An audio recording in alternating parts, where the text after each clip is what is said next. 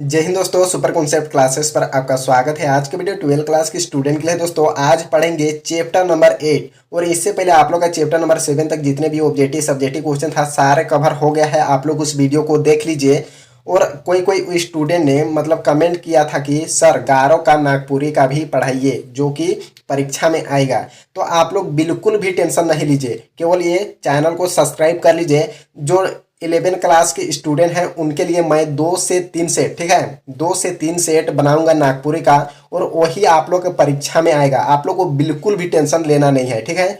और जो 12 क्लास के स्टूडेंट हैं ये 8वां चैप्टर चल रहा है, ठीक है। और आप लोग को पढ़ना है मात्र 12 चैप्टर पढ़ना है, यानी 8 खत्म हो जाएगा और हम लोग के पास बचेगा 4, ठीक है। इसको कंप्लीट करने के बाद ज्योग्राफी का पढ़ेंगे चैप्टर वाइज। आप लोग मैं चैप्टर वाइज क्यों पढ़ा रहा हूँ मेरे भाई, अगर आप लोग चैप्टर वाइज पढ़ लिए ना तो आप लोग का मॉडल सेट कोई भी आएगा ना सेट, और परीक्षा में चुटकियों में आप लोग आंसर दे के आएंगे। इसीलिए मैं चैप्टर वाइज करा रहा हूँ, ठीक है। और आप लोग के लिए मॉडल सेट की तरह मैं भी बनाया हूँ, ठीक है। आप लोग को 7 से 8 सेट में भी और मिलेगा। आप लोग को बिल्कुल भी टेंशन नहीं लेना है, इसीलिए तो मैं चैप्टर वाइज पढ़ा रहा हूँ ताकि आप लोग हर क्वेश्चन का जवाब दे सके, ठीक है। तो यहाँ पर देखिए ज़्यादा लेक्चर नहीं मारेंगे। आप लोग किसी भी क्लास के हो, 11 हो 12 हो, आप लोग को बिल्कुल भी टेंशन लेना नहीं है, ठीक है। मैं यही सोच के इस चैनल को बनाया हूँ कि गरीब से गरीब बच्चा अच्छा नंबर लाए, ठीक है। क्योंकि गरीब से गरीब बच्चा को अच्छा एजुकेशन नहीं मिल पाता है, वो लोग नहीं जान पाते हैं भाई कैसा क्वेश्चन आएगा परीक्षा में। इसीलिए तो मैं ये चैनल को बनाया हूँ मेरे भाई। तो आप लोग केवल ये चैनल को सपोर्ट करना है और चैनल को सब्सक्राइब कर लीजिए ताकि मैं जो भी वीडियो डालूंगा ना तो आप लोग के पास पहुंच जाएगा, ठीक है। तो देखिए हमारे पास पहला क्वेश्चन क्या है, अकबरनामा की रचना किसने की थी। तो अकबरनामा की रचना किसने की थी, अबुल फजल ने, ठीक है। ऑप्शन नंबर डी बिल्कुल सही आंसर हो जाएगा। आगे देखिए 2 नंबर क्वेश्चन हमारे पास क्या है, आइन ए अकबरी कितने भागों में विभक्त है। तो आइन ए अकबरी 5 भागों में विभक्त है, यानी ऑप्शन नंबर डी बिल्कुल सही आंसर हो जाएगा। आगे देखिए 3 नंबर क्वेश्चन हमारे पास क्या है, 16वीं 17वीं सदी के दौरान हिंदुस्तान में कितने प्रतिशत लोग गांव में रहते थे। तो 85% लोग रहते थे, ठीक है। ऑप्शन नंबर बी बिल्कुल सही आंसर हो जाएगा। और आप लोग जिस भी क्वेश्चन का आंसर जान रहे हो क्या करना है, कमेंट करके बताते जाना है, ठीक है। तो आगे देखिए 4 नंबर क्वेश्चन हमारे पास क्या है, मुगल काल में भारतीय फारसी स्रोत किसानों के लिए आमतौर पर किस नाम का प्रयोग करते थे। तो रेयत या फिर मुजरियान या फिर किसान या फिर इनमें से सभी। तो यहाँ पर देखिए 4 का सही आंसर हो जाएगा ऑप्शन नंबर डी, यानी ये सभी का प्रयोग करते थे, ठीक है। ऑप्शन नंबर डी बिल्कुल सही आंसर हो जाएगा।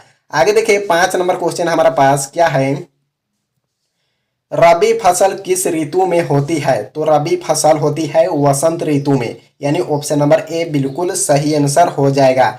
आगे देखिए 6ठा नंबर क्वेश्चन हमारा पास क्या है, मुगल काल में भारत में सबसे ज्यादा उगाई जाने वाली फसलें थी। तो चावल, गेहूं, ज्वार और बाजरा, ठीक है, यानी ये सभी थे। ऑप्शन नंबर ए बिल्कुल सही आंसर हो जाएगा। आगे देखिए 7वां नंबर क्वेश्चन हमारा पास क्या है, भारत में 17वीं सदी में जो भी फसल के रूप में अफ्रीका और स्पेन के रास्ते में आई थी उसका नाम क्या था, मक्का था, यानी ऑप्शन नंबर ए बिल्कुल सही आंसर हो जाएगा। आगे देखिए 8 नंबर क्वेश्चन हमारे पास क्या है, 16वीं सदी में भारतीय गांवों में जो अनेक बाहरी ताकतें दाखिल हुई वे थी क्या थी, मुगल राज्य, व्यापार, मुद्रा और बाजार या फिर इनमें से सभी। तो ऑप्शन नंबर डी बिल्कुल सही आंसर हो जाएगा, इनमें से सभी। आगे देखिए 9 नंबर क्वेश्चन हमारे पास क्या है, तंबाकू पर किस मुगल शासक ने प्रतिबंध लगाया। तो जहांगीर ने प्रतिबंध लगाया। और एक इसी प्रकार का क्वेश्चन रहता है, तंबाकू का सेवन किसने किया था सबसे पहले, ठीक है। तो अकबर ने सेवन किया था और बंद किया किसने, जहांगीर ने। तो इसको आप लोग याद रखिए, ठीक है। तंबाकू पर किसने प्रतिबंध लगाया, जहांगीर ने। ऑप्शन नंबर सी बिल्कुल सही आंसर हो जाएगा। आगे देखिए 10 नंबर क्वेश्चन हमारा पास क्या है, पंचायत का सरदार एक मुखिया होता था जिसे कहते थे, तो क्या कहते थे, तो मुकदम या मुखिया कहते थे, ठीक है। ऑप्शन नंबर ए बिल्कुल सही आंसर हो जाएगा। आगे देखिए 11 नंबर क्वेश्चन क्या है, अकबर का वित्तीय मंत्री कौन था। तो टोडरमल था। ऑप्शन नंबर बी बिल्कुल सही आंसर हो जाएगा।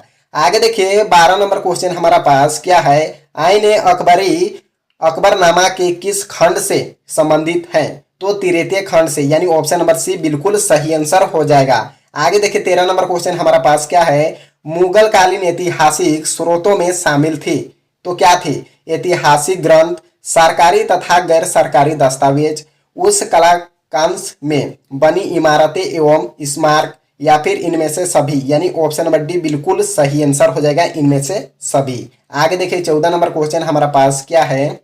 आईन अकबरी के अनुसार सिंचाई वाले क्षेत्र में वर्ष में कुल कितने फसल होती थी? यानी एक वर्ष में, एक साल में कितना फसल उगाए जाते थे? तो 3 फसल, यानी ऑप्शन नंबर बी बिल्कुल सही आंसर हो जाएगा। आगे देखिए 15 नंबर क्वेश्चन हमारे पास क्या है। तंबाकू का सेवन सर्वप्रथम किस मुगल सम्राट ने किया था? देखिए वही वाला क्वेश्चन आ गया, अभी आप लोगों में बताया। तो तंबाकू का सेवन किसने किया था? तो अकबर ने किया था। और तंबाकू का प्रतिबंध किसने लगाया? जहांगीर ने। ठीक है, तो ये वाला को आप लोग को याद रखना होगा, ये वाला अक्सर क्वेश्चन परीक्षा में पूछता है। ठीक है, तो आगे देखिए आप पढ़ेंगे अति लघु उत्तरीय प्रश्न। पहला नंबर क्वेश्चन देखिए क्या है। पटवारी किसे कहते थे? तो देखिए यहाँ पर पटवारी गांव की जमीन, प्रत्येक किसान द्वारा जोते जाने वाले खेतों, फसल के प्रकार और बंजर भूमि का हिसाब किताब रखते थे। यानी जो भी गांव के किसान थे वो लोग जुताई करते थे, ठीक है, उसका भी हिसाब किताब रखते थे। और खेतों में फसल के प्रकार, यानी जितना भी खेत में फसल उगाते थे उसका कौन कौन सा फसल किए हैं उनका प्रकार को भी हिसाब किताब रखते थे। और बंजर भूमि मतलब होता है जहां पर लोग खेती बाड़ी नहीं करते थे, जहां पर मतलब ऐसा ही पड़ा हुआ था, वहां पर खेती बाड़ी नहीं होता था। ठीक है, तो उसका भी हिसाब किताब रखते थे कौन? पटवारी। ठीक है, उसी को पटवारी कहते थे। बात समझ गए, कोई दिक्कत नहीं। चलिए आगे देखते हैं 2 नंबर क्वेश्चन हमारे पास क्या है। खुद कास्ट और पाही कास्ट कौन थे? तो यहाँ पर देखिए खुद कास्ट, ठीक है, खुद कास्ट उसी गांव की जमीन पर खेती करते थे जहां वे रहते थे। यानी खुद कास्ट जहां पर रहते थे वही गांव में खेती करते थे। ठीक है, अब आगे देखिए क्या कहता है आगे क्वेश्चन। फाही कास्ट कौन थे? ठीक है, फाही कास्ट दूसरे गांव में जाकर भाड़े पर जमीन लेकर उस पर खेती करते थे। यानी ये लोग फाही कास्ट लोग, ये लोग मतलब दूसरे गांव में जाकर भाड़े पर जमीन लेते थे। ठीक है, जैसे कि एक वर्ष में मान के चलिए एक जमीन है, ठीक है, और इसको बोलेगा ए भाई ये जमीन को दो, खेती करेंगे, तो कुछ इसको पैसा देना पड़ता था। बात समझिए, कोई दिक्कत नहीं। यानी भाड़े पर जमीन लेते थे, हमेशा के लिए बिक्री नहीं। बात समझिए, 1 वर्ष के लिए, 2 वर्ष के लिए, जो भी। ठीक है, बात समझिए। चलिए आगे देखते हैं 3 नंबर क्वेश्चन हमारे पास क्या है। जिन ए कालीन के अंतर्गत कौन सी फसलें आता था? ठीक है, तो यहाँ पर देखिए कपास और गन्ने जैसी फसलें जिन ए कालीन के अंतर्गत आती थी। ऐसी फसलों की खेती से राज्य को ज्यादा कर मिलता था। यानी कपास और गन्ने की खेती से राज्य को ज्यादा कर मिलता था। कर मतलब क्या होता है? जैसे कि मान के चलिए एक किसान क्या किया, खेती किया, ठीक है, खेती किया तो उसको क्या देना पड़ता था? कर देना पड़ता था। मान के चलिए हम लोग खेती बाड़ी करते हैं तो क्या करते हैं, यानी हम लोग रसीद जानते हैं, रसीद कटवाते हैं, उसी प्रकार ये लोग को कर देना पड़ता था। बात समझ गई। चलिए आगे देखते हैं। तो यहाँ पर देखिए 4 नंबर क्वेश्चन क्या है। अकबरनामा की रचना किसने की थी? यह कितने भागों में विभक्त है? तो यहाँ पर देखिए अकबरनामा की रचना मुगल सम्राट अकबर के दरबारी इतिहासकार अबुल फजल द्वारा की गई थी। यह 3 जिल्दों में विभक्त है।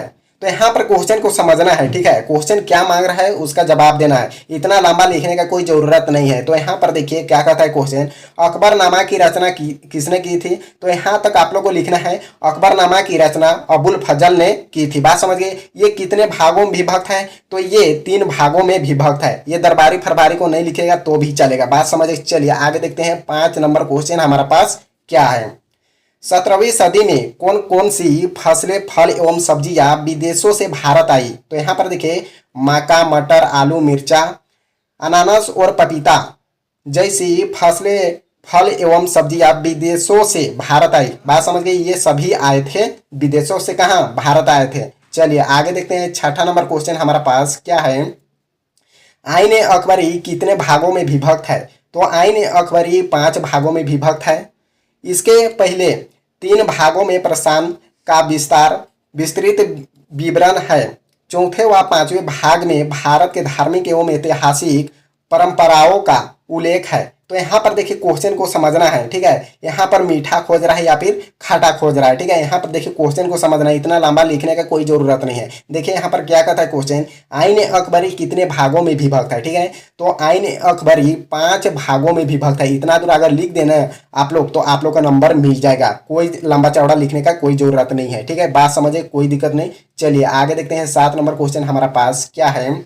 मुगल काल में किसानों के लिए किन किन शब्दों का प्रयोग होता था। तो यहाँ पर देखिए क्या कहता है क्वेश्चन, मुगल काल में किसानों के लिए निम्न शब्दों का प्रयोग होता था। रियत, रैया या मुजारियन या फिर कुदकास या पाहिकास। तो ये सभी का प्रयोग होता था। ठीक है, आगे देखिए 8 नंबर क्वेश्चन हमारा पास क्या है, पायक कौन थे। ठीक है, पायक कौन थे। तो यहाँ पर देखिए क्या कहता है, पायक वे लोग थे जो जमीन के बदले सैन्य सेवा देते थे। असम के ओहम राजाओं अपने पायक होते थे। यानी ये लोग किसको, मतलब अपने जमीन के बदले सैनिकों को क्या करते थे, सेवा देते थे। बात समझ गए, कोई दिक्कत नहीं। तो ये वीडियो को ज़्यादा से ज़्यादा अपने दोस्तों के पास शेयर करें। तो अगले वीडियो में मिलते हैं। जय हिंद, जय भारत।